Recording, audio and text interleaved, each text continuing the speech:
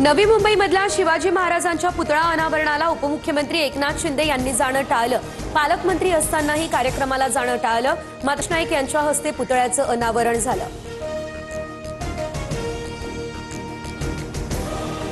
नवी मुंबईमधील शिवरायांचा पुतळा अनावरण या प्रकरणी अमित ठाकरेंवरील केस मागे घ्यायला सांगणार। अमित ठाकरे यांच्यावरती गुन्हा दाखल झाला याच्याशी मी सहमत नाही, मंत्री गणेश नाईक यांचं हे वक्तव्य।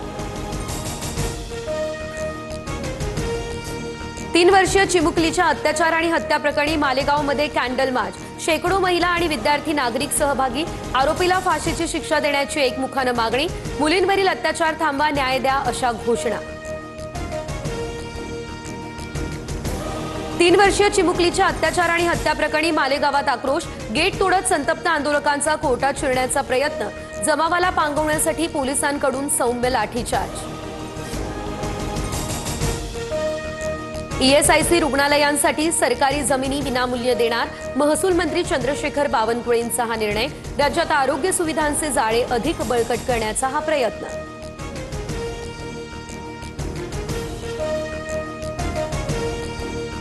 एससीबीसी आरक्षण विरोधातील याचिकेवर हायकोर्टात सुनावणी। मराठा समाजातील मुलांकडे शासकीय नोकरीचं प्रमाण अधिक। आरक्षणाची काय गरज, याचिकाकर्त्यांच्या वकिलांचा युक्तिवाद। 11 डिसेंबरला पुढील सुनावणी पार पडणार।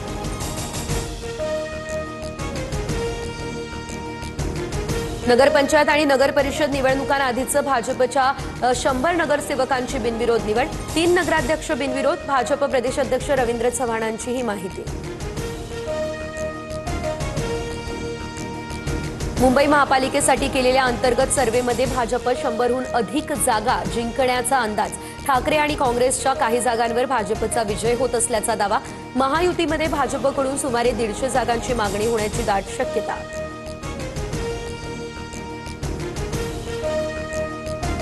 ठाकरे बंधू यांच्यासोबतच्या युतीवरून शरद पवार सकारात्मक। मतचोरी विरोधात सत्याच्या मोर्चामध्ये एकत्र, मग निवडणूक वेगळी का लढायची। एकला चलूचा रारा देणाऱ्या काँग्रेसला पवारांची ही विचारणा। सूत्रांची माहिती। कल्याण डोंबिवलीमधील भाजप पदाधिकाऱ्यांचा ठाकरेंच्या शिवसेनेमध्ये प्रवेश। भाजपला हिंदुत्व आणि त्या शब्दाशी काही देणं घेणं नाही। उद्धव ठाकरेंचा भाजपवरती हा निशाणा। अनगर नगरपंचायत निवडणुकीमध्ये उज्ज्वला थिटेंचा अर्ज बाद झाला। त्याप्रकरणी 24 नोव्हेंबरला सुनावणी। सूचकाची सही नसल्यानं थिटेंचा उमेदवारी अर्ज बाद केलेला। तपोवनमधील वृक्षतोडीबाबतची घटना दुर्दैवी। माझा वनप्रेमींना पूर्ण पाठिंबा। एक जरी झाड तोडलं तर 100 लोक मरायला तयार। अभिनेते सयाजी शिंदे यांचा हा इशारा।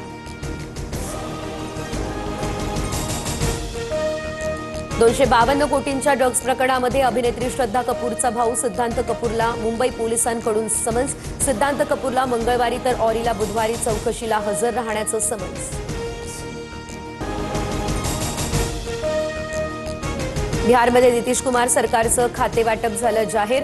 तर नितीश कुमार यांच्याकडील गृह खातं प्रथमच भाजपकडे।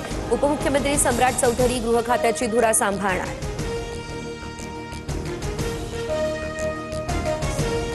भारतीय महिला क्रिकेट संघाची उपकर्णधार स्मृती मंधानाचा 23 नोव्हेंबर रोजी विवाह सोहळा। सांगलीमध्ये विवाह सोहळ्याची जय्यत तयारी सुरू। आज हळदीचा कार्यक्रम पार पडला। सोहळ्यात भारतीय महिला संघातील खेळाडूंची उपस्थिती।